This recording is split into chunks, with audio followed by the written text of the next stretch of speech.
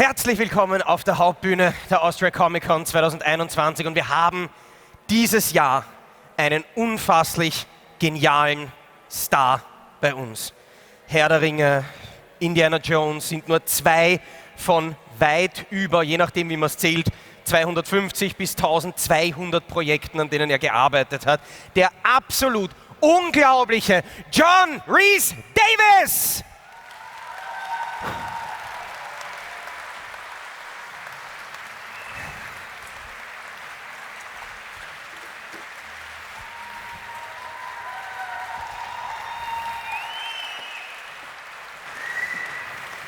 Well, that is a very warm and generous welcome. Thank you very much.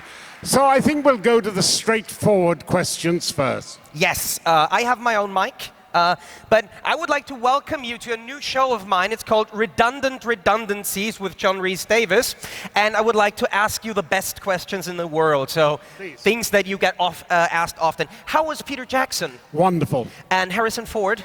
Fantastic. How was work on the Lord of the Rings? Well, demanding but wonderful.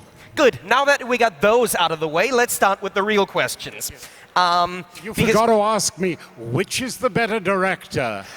Steven Spielberg or Peter Jackson? Really? I forgot, Yes. yeah. I'm glad you didn't ask me. Okay, let's start with the real questions. Because one thing that I read on your IMDb page is that you keep busy by developing a new hobby with each movie that you make. So that means you have between 273 and 1,200 different hobbies, or is that just bullshit? Well, the thing you should do, you see, is develop a new hobby every year. Let me tell you about my latest one. You are dealing with an old incompetent, really, but what I've just done, I've just made an array of solar panels about the size of this. And they're made of scaffolding tubes, and they're so over-engineered you cannot believe it. But I can adjust the thing for the angle of the sun, and since the 13th of last month, I have managed to produce 223 kilowatts as of this moment.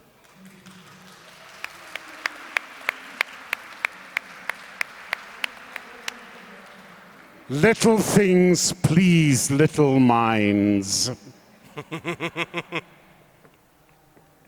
But, you are an acting legend, of course, but still, one question that I always have in my head is, how did this come to be? When did you start to aspire to become an actor in the first place? Because you made your first role in a TV show called Crossroads at the age of 20 in 1964. So how and why did you start to become an actor? I didn't do Crossroads in 1964. The very first piece of television I did was actually at university for Anglia Television, and it was about the prototype of Sir John Falstaff, Shakespeare's great character Falstaff. And I was terrible. But anyway, the question is, how do you become an actor? Well, are you lucky is the first question. Are you really lucky is the second question. And how lucky are you is the third question. Truth of the matter is, I was born at just the right time for my sort of actor. We still had lots of theatres in England, repertory theatres. We had an active amateur scene because some parts of England did not have any theatres. Cornwall, where I was at school, didn't have a real theatre. And so my school, which was a school where Nigel Terry, who you may remember from Excalibur, and The Lion in Winter, Nigel and I were at school together. He played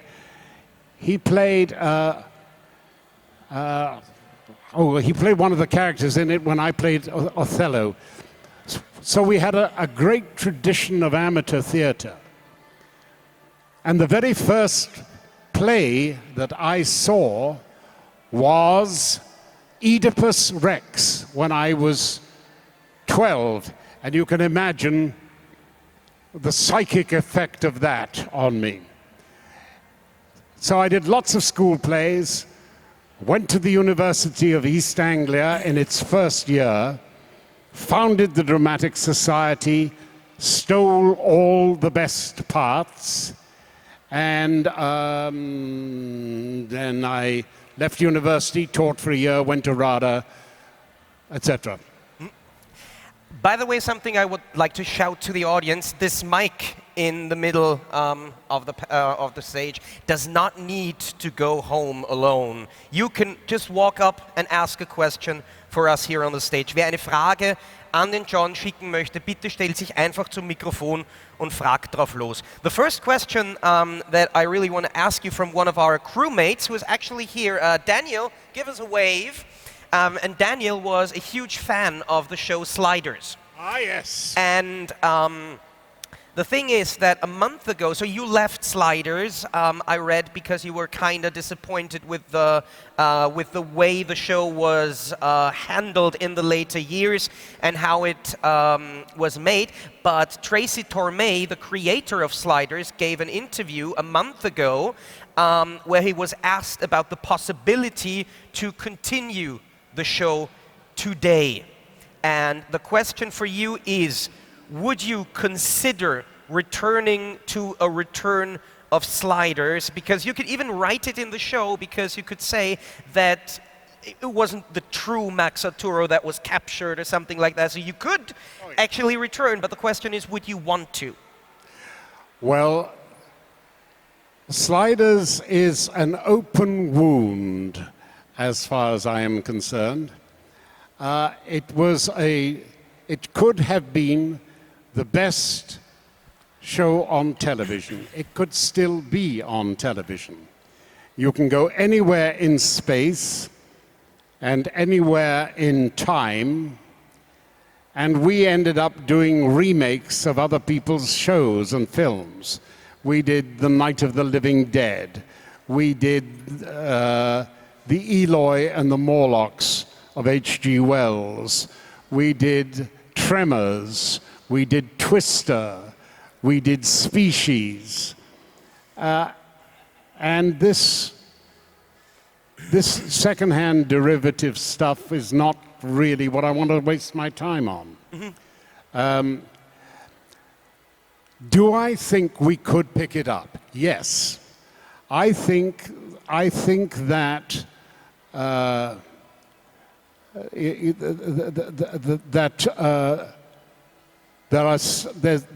this young leading man is now old enough to be the older leading man.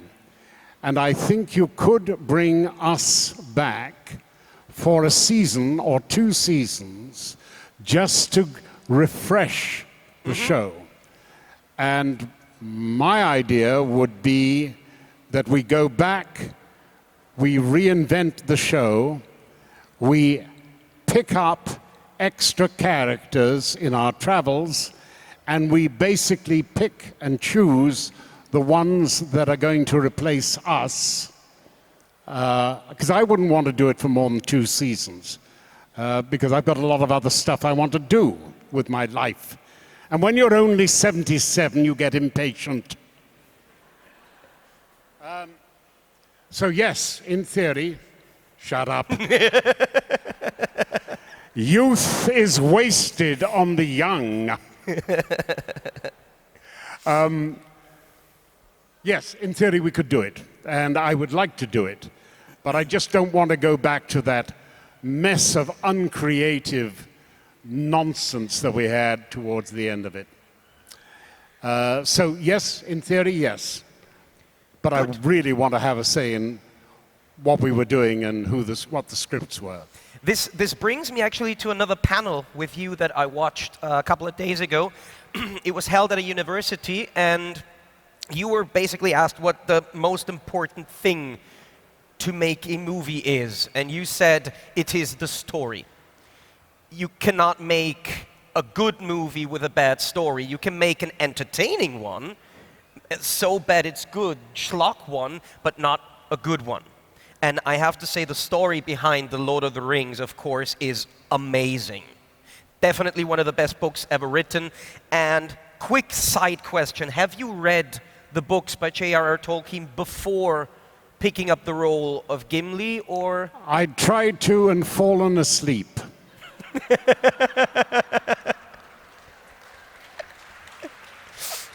So you're not like Christopher Lee, who once said that he reads all the books of The Hobbit and The Lord of the Rings and The Silmarillion once a year. So I think he starts in January, is done in December, and can just start again. But what I'm trying to get at is, there are great stories, but of course no story comes without its flaws.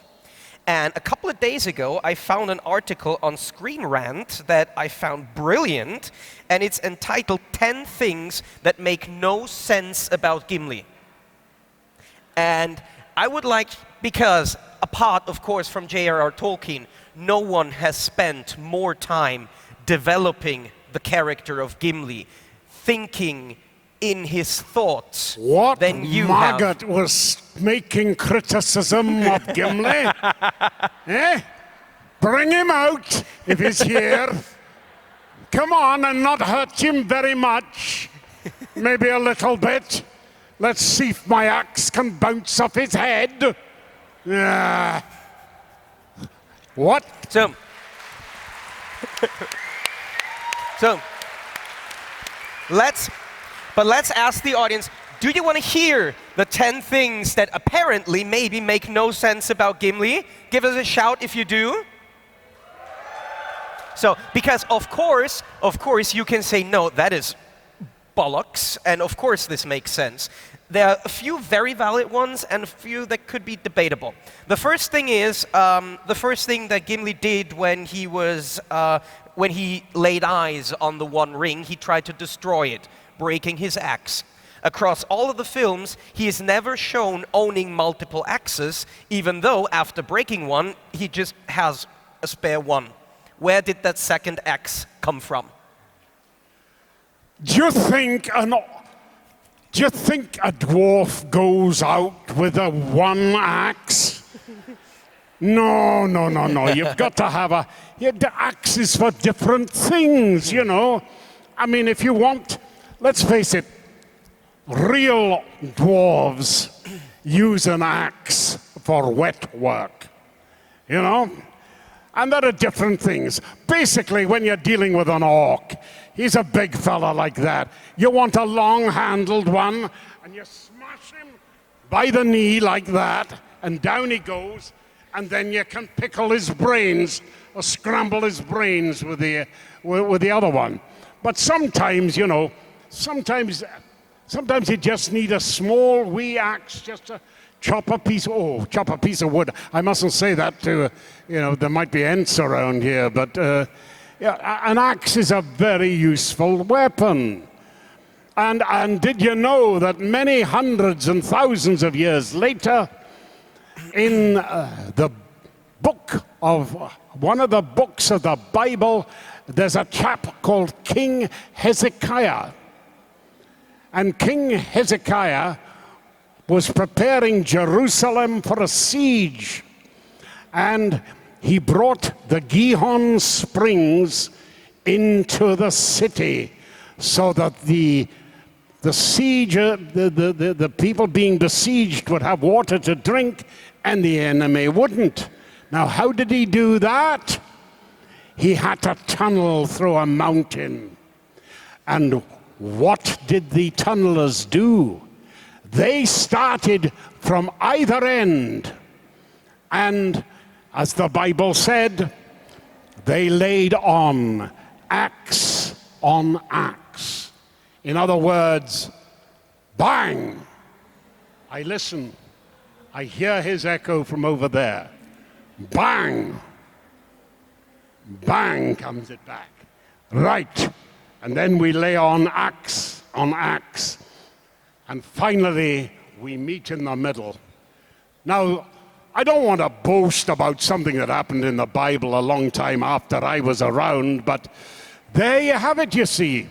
They may not have been dwarves in those days, but they learned something from dwarves. And that's why you always have more than one axe.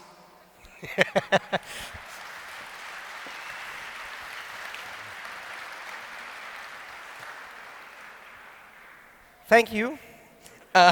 I'm really nervous now to ask the next thing because it is not only concerning axes but also dead people.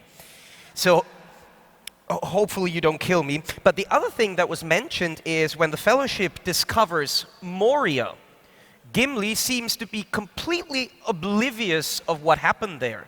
But when Balin and his man were killed, this must have happened a long time before the events of the Lord of the Rings movies.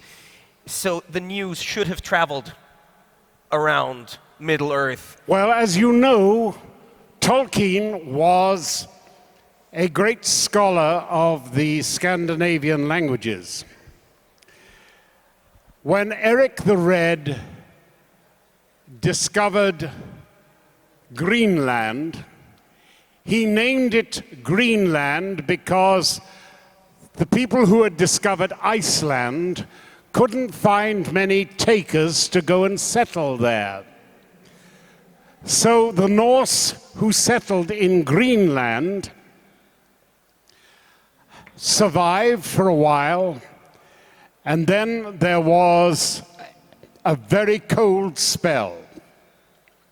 And for 100 years, the Greenland Vikings were cut off from Norway. But everyone believed all was well. And when finally ships managed to get through, they found just one or two Vikings left, all mad, all starving, all inbred, and muttering about these creatures, the Skraelings, that came out of the mist and the snow and attacked them. So you see, Tolkien would know that two communities could know that they were of their existence and yet be cut off for a long period of time. But you assume that they're doing well despite not hearing from them. And that's the answer. Wow. Okay.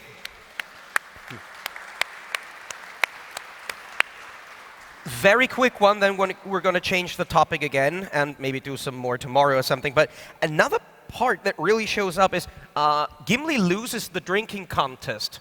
Dwarves are known to drink. I did not lose the drinking contest.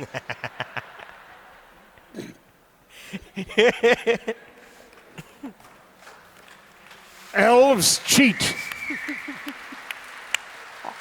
I bet that little elf had a lot of water in his beer. A real dwarf can put away it. Let me tell you, we're not we're not out fought, out drunken, or out anything. We're dwarves and we're proud of it.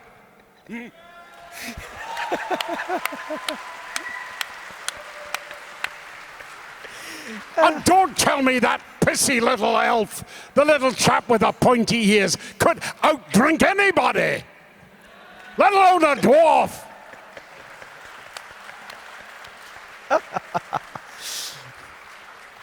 Oh, no. Instead of doing that, No, he just goes like that.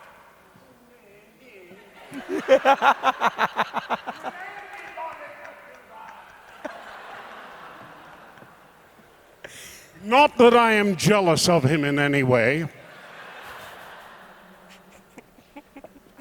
Okay, let's talk about something different because I read a quote of yours that apparently you lost 70 pounds while filming the Lord of the Rings trilogy. And a quote that I read was, one of my abiding memories from shooting The Fellowship is being halfway up a mountain and watching 2 men carry a basket with my clothes, and another 2 carrying my armor and axe, then a woman carrying my helmet up, and finally another one with my big heavy boots to give the dwarfish trouser look. Then they put it all on me and the director said, now run. Up the mountain. Up the hill. Yeah. So. No, I didn't lose that much weight. The weight loss came from another film, actually. But I was 70 pounds heavier when I had all that stuff on. The weight loss was quite interesting, really. I was doing a television thing in England, and I was an overweight man, which I was, running 20 marathons, and he has a heart attack. And I had my heart attack where roughly where the director wanted to film me falling, and I'd had the ground cleared around here so that there was nothing to disturb me. And he called action, and I took one extra step, and I fell there, and a twig went up under my rib like that, and I got up going, oh, that hurt. And 6 weeks later, I was back in Los Angeles, went to the doctor. He said, you have a hernia under there. Get it fixed. It won't get better by itself. So I had it fixed. And as I came out of hospital, I started feeling bad and got worse and worse. And I had to go back in, and I lost half my stomach. Then I lost weight. Probably as well as need to be, really. Yeah. Anyway, but that's nothing. Right. Yes, go on. Let's completely change the topic and go to Indiana Jones, because you have a habit of appearing in every second Indiana Jones film. You were in the first, you were in the third, and they're now making a 5th. Are they? Yes. Do you know where I'm getting at? Can we see a return? I have no idea what you're getting at.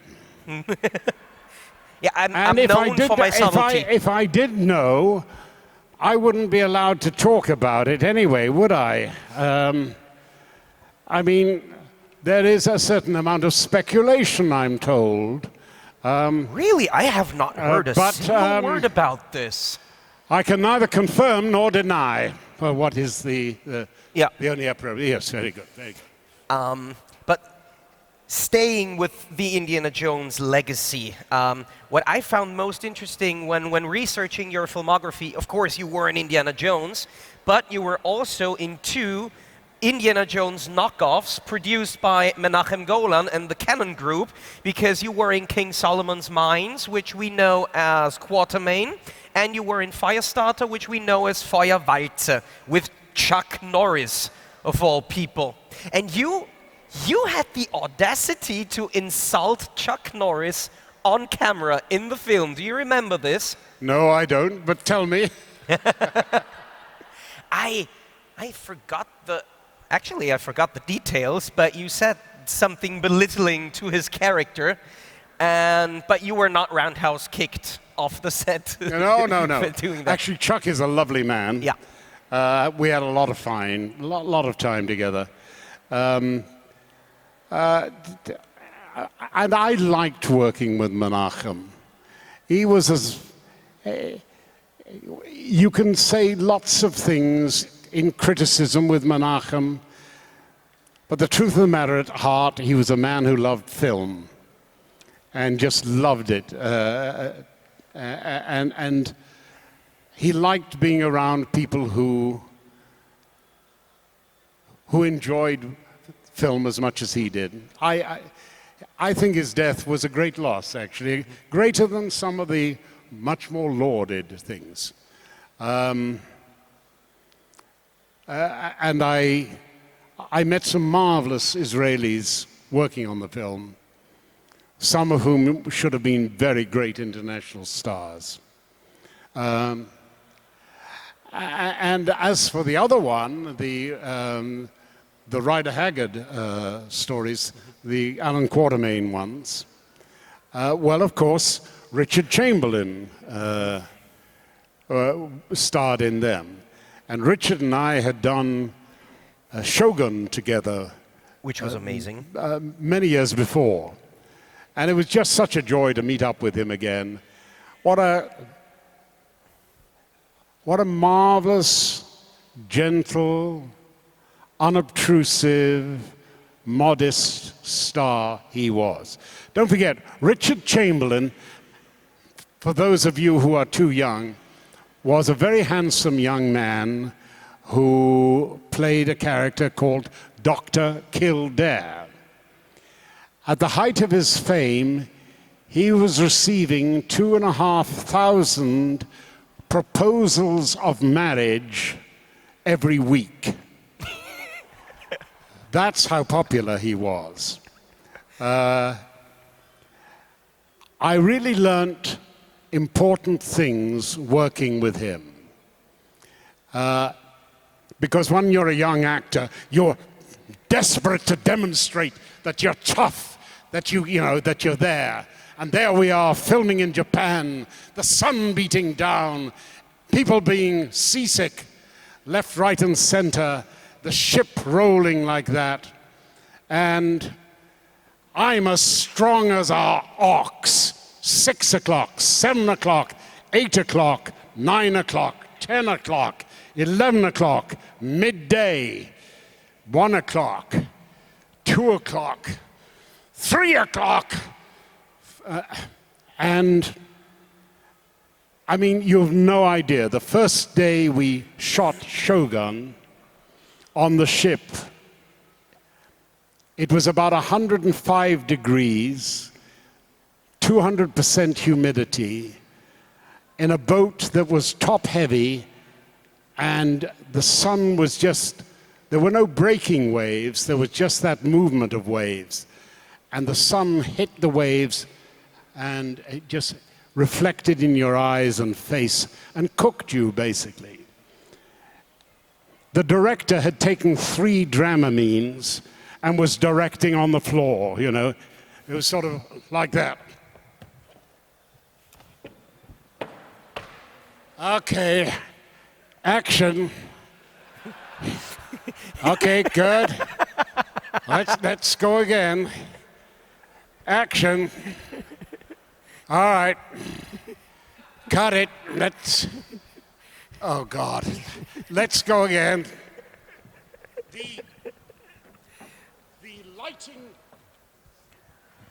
The lighting, sorry, that was a bit old getting up, wasn't it? Never mind. It'll catch you up one day.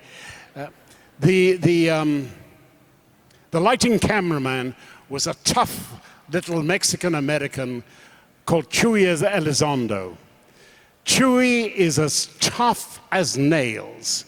He'd finish the shot, he'd go to the side of the ship, he would throw up, he would come up and shoot the next thing, then go to the side of the ship and throw up again. Now, all this is happening. Everyone is seasick.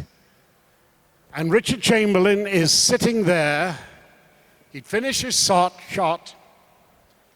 He'd take out his sun umbrella, and he'd take out his fan, and he'd just fan himself like that. Someone would do something very unattractive over there. He would turn his eyes that way and just continue, just fanning himself like that. And all the day, everyone was looking at him saying, basically saying, Richard, tell us we can go home. This is absurd. We're going to kill ourselves here. And he refused to notice that everyone was seasick. And we got through the day, and next day it wasn't quite as bad. And the day after that, it wasn't quite as bad. He held the whole show together. And when I talked to him about this, he said, well, John, you've got a lot of energy. Nobody pays you for what you do when the camera is not working. You are paid for what happens when the camera is rolling on you or on other people because you're in the scene. That's all you're paid for. Conserve your energy for those moments. Very good advice, especially to a young actor. I love Richard Chamberlain, marvelous man. Awesome.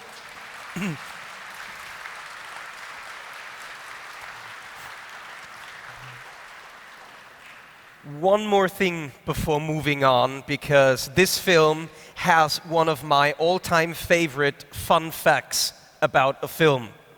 Because Sharon Stone also stars in the film, but she wasn't originally planned to be in the film. Menachem Golan wanted Kathleen Turner, who just made a similar film with Romancing the Stone. So he turned to his assistant and said, and for the female lead part, give me that stone woman, referring to Romancing the Stone, Kathleen Turner, but he got Sharon Stone instead. This is true. Yes. I love this. Yeah. Yes, there were a lot of stories about that film, but we have children in the audience and we can't talk about that. All right. Yep. Great stuff. Great. Such fun in those days. Such fun.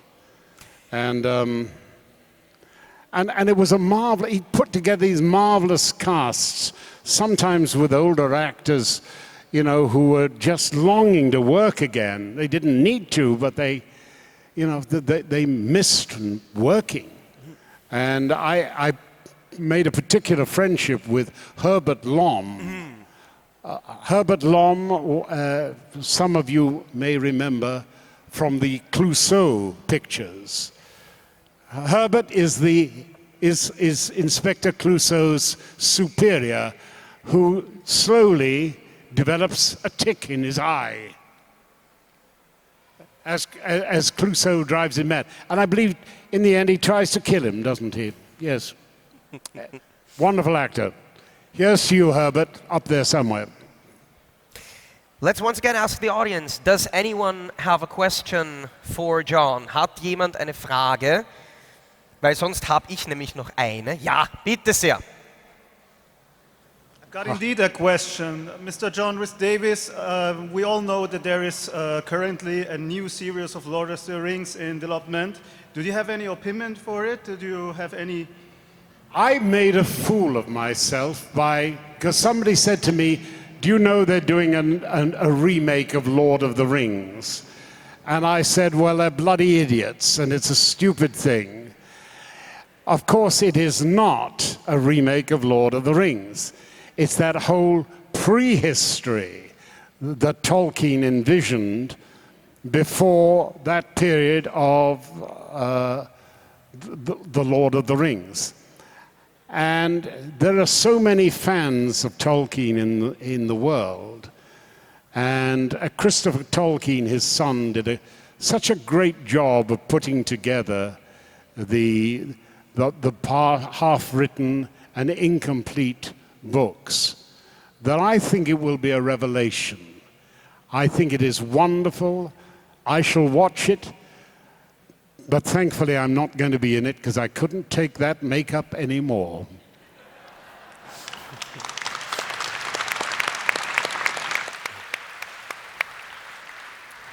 And I just got another question. If you are in a contest with an elf for who kills the most orcs, what would you say if you kill actually an elephant?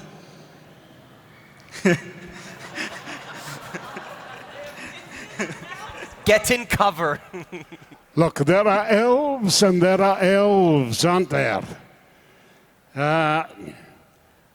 You know, it's possible for a dwarf to actually feel a measure of friendship towards an elf, however undeserved it may be sometimes. Elves are different from the rest of us. They can walk on snow and don't leave a mark, which I think is being a bit of a show-off. However, I did have the pleasure of meeting Galadriel. And all I can say is that because I met Galadriel, my heart will never be the same. So I'll forgive the pointy-eared devil for his absurdities. Galadriel, oh God, there's one. Thank you.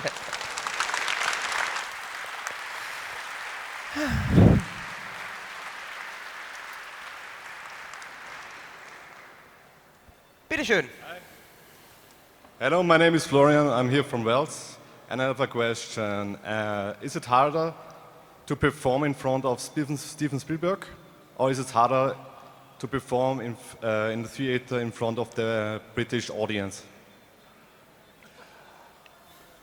It's easier to perform in front of people who speak your language easily and for whom it is a first language. It's very hard for me to judge how quickly to speak when I'm talking to you, because A, the acoustic is terrible, and B, there's a rock and roll concert going on 4 yards away. And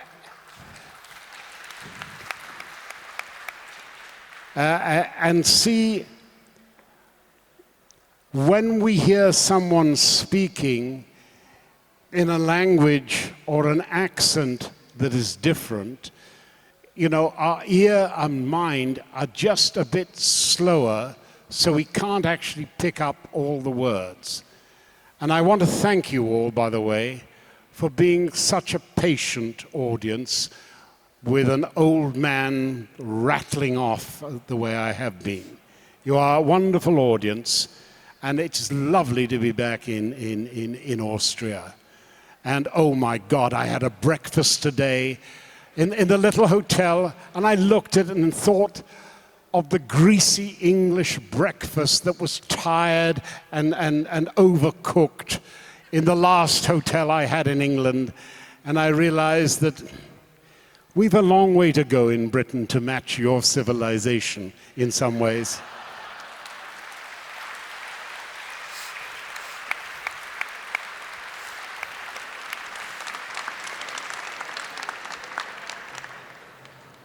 Good afternoon, Ms. RHYS-DAVIES. I personally imagine it is very funny to characterize or act as a person as short as Gimli. What do you mean short? I mean not as tall as you are. Now wait a minute. Are you implying that we dwarves are short? I would never dare. Good. That would be a smart move on your part. Okay. We dwarves are not short. It's just that some people are longer.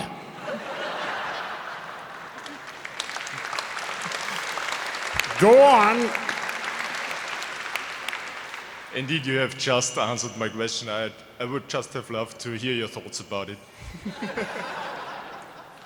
Thank you. Well, thank you for the question. The truth of the matter is, we find Gimli funny because he doesn't realize he's small. And that is just innately ludicrous, isn't it? But as far as he's concerned, you know, hey, bring him on, come on. I've not seen enough people here that I couldn't take a hiding, you know. You know, there's 1,000 people out there, he's going to die. And, you know, so come on, let's go and do it. There's that wonderful bravery. I love Gimli because he is the worst of us and the best of us. He's the worst of us because he's aggressive, he's xenophobic, he's suspicious of everybody.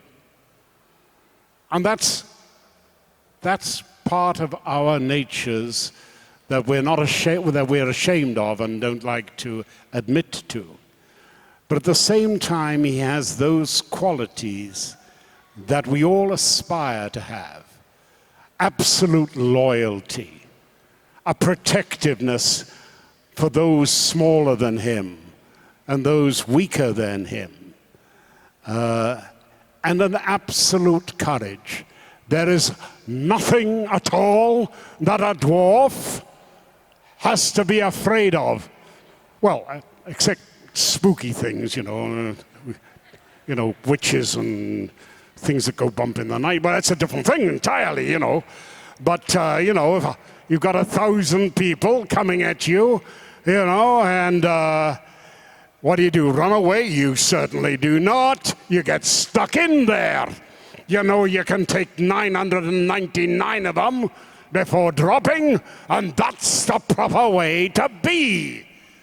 Because you've got bloody pointy ear. You go, bloody pointy ears. Thank you very much.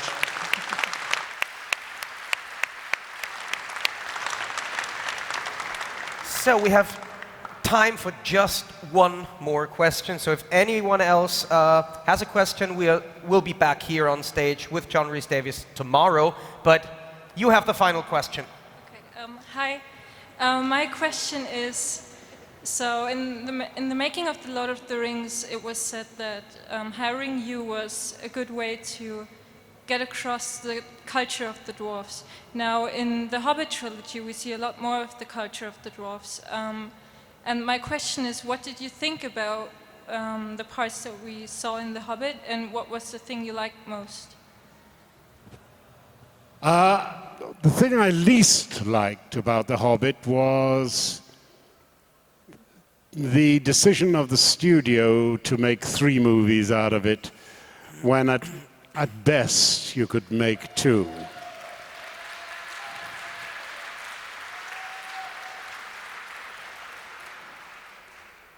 I think the Lord of the Rings film is, in its own way, and it is a different way, as great as the book.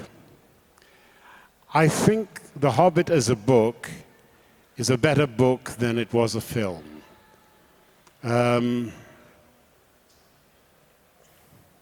That said, there were some wonderful things in it, but they didn't come quickly enough together, I think. I was asked if I wanted to be one of the dwarves, and smugly I said, why would I want to be one of 13 when I have been one of 1? And sometimes choosing not to be in something is as smart as being in it.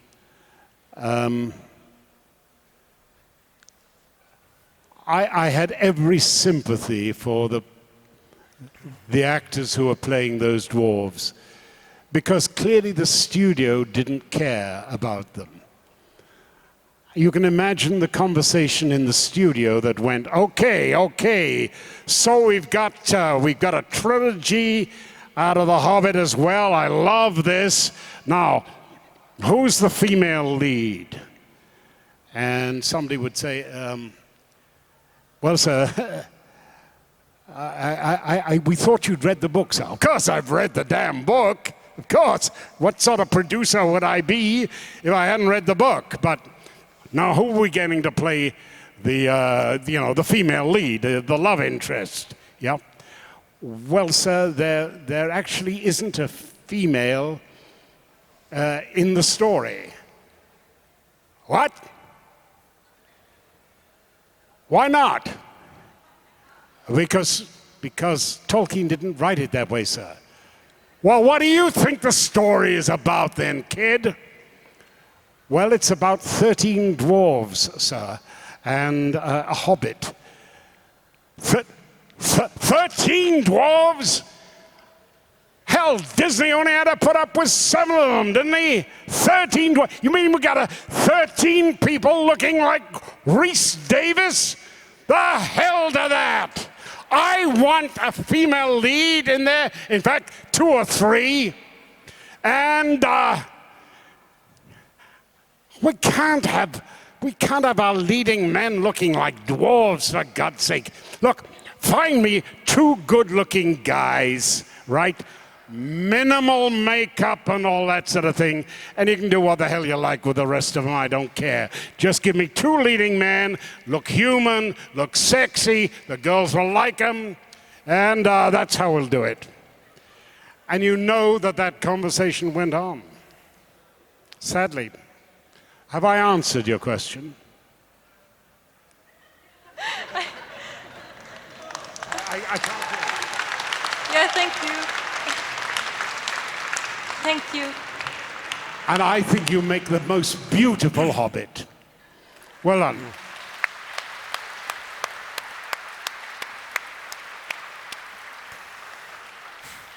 So, sadly, this is all we have time for today. Thank you so much for joining us on the first day of Austria Comic Con 2021. But we will be here tomorrow for the next panel. Ladies and gentlemen, John RHYS-DAVIES!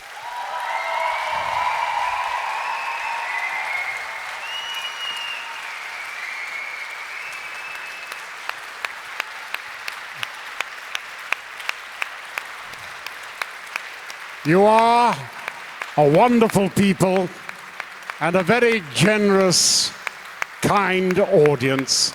Thank you for your patience, and from a very old dwarf, catch you later.